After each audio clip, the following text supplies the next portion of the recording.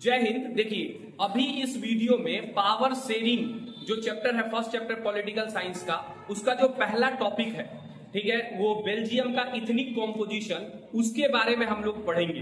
तो देखिए, जैसा कि आप लोग यहाँ देख रहे होंगे कि इथनिक कॉम्पोजिशन ऑफ बेल्जियम का यहाँ पे ये एक जो है ये मैप दिया हुआ है, और साथ ही साथ इसके इथनिक कॉम्पोजिशन को हम लोग जानने का कोशिश करेंगे। देखिए, इथनिक कॉम्पोजिशन क्या होता है? इथनिक कॉम्पोजिशन का मतलब होता है कि किसी देश की आबादी को उसके नस्ल के आधार पर, उसके लैंग्वेज के आधार पर, उसके कल्चर के आधार पर जब हम उसको डिवाइड करते हैं तो उसको कहा जाता है इथनिक कॉम्पोजिशन। तो आइए हम लोग यहाँ पर बेल्जियम के इथनिक कॉम्पोजिशन को समझने का कोशिश करते हैं। ये यूरोप कंटिनेंट जो है उसका एक देश है, छोटा सा बेल्जियम। ये बेल्जियम है। बेल्जियम के अगर बॉर्डर को आप देखेंगे तो आप बेल्जियम के ऊपर में आपको नीदरलैंड दिखेगा, इस साइड में आपको जर्मनी दिखेगा, ठीक है। अगर आप इस साइड में देखिएगा तो यहाँ पे फ्रांस है, और साथ ही साथ अगर आप नीचे के तरफ देखिएगा इस साइड में तो एक छोटा सा कंट्री है लग्जमबर्ग। तो आप इसके बॉर्डर कंट्री को भी याद रखेंगे, ठीक है। अब अगर इस पूरे बेल्जियम की बात किया जाए तो पूरे बेल्जियम में मेजर दो भाषा के लोग रहते हैं। एक डच स्पीकिंग पीपल है और दूसरे फ्रेंच स्पीकिंग पीपल है। तो जो पूरे देश में जो सबसे ज्यादा परसेंटेज में जो लोग जिस भाषा को बोलते हैं वो डच स्पीकिंग पीपल है, 59%। वहीं पे 40% लोग ऐसे हैं जो कि फ्रेंच लैंग्वेज को बोलते हैं।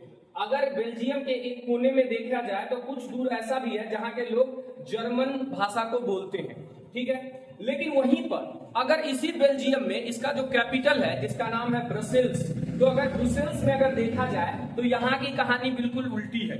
जो कि यहाँ पर देश में आपको पूरे देश में फ्रेंच माइनॉरिटी में है 40% के साथ, वहीं पर इसी बेल्जियम के कैपिटल सिटी ब्रसेल्स में आपको दिखेगा कि फ्रेंच के लोग, फ्रेंच स्पीकिंग पीपल 80% है, वहीं डच स्पीकिंग जो पूरे देश में मेजोरिटी में है 59%, वो कैपिटल सिटी में सिर्फ 20% लोग डच स्पीकिंग वाले हैं। तो इस तरीके से आप इसके इथनिक कॉम्पोजिशन को समझ सकते हैं। साथ ही साथ यहाँ क्या होता था कि चूंकि पूरे देश में जो डच स्पीकिंग पीपल है वो मेजोरिटी में है और फ्रेंच स्पीकिंग पीपल जो है वो माइनॉरिटी में है, लेकिन रिच लोग हैं और डेवलपमेंट जो है वो फ्रेंच लोगों के बीच में ज्यादा है, वहीं डच स्पीकिंग पीपल जो है वो फ्रेंच के कंपैरिजन में कम डेवलप है। तो बहुत खराब लगता था डच स्पीकिंग को कि हम मेजोरिटी में हैं, हम चल रहे हैं साइकिल से, या फ्रेंच स्पीकिंग सब ये सब बुलेट से चल रहा है, तो बड़ा खराब लगता था, ठीक है। तो जैसे जैसे समय बढ़ा, 1950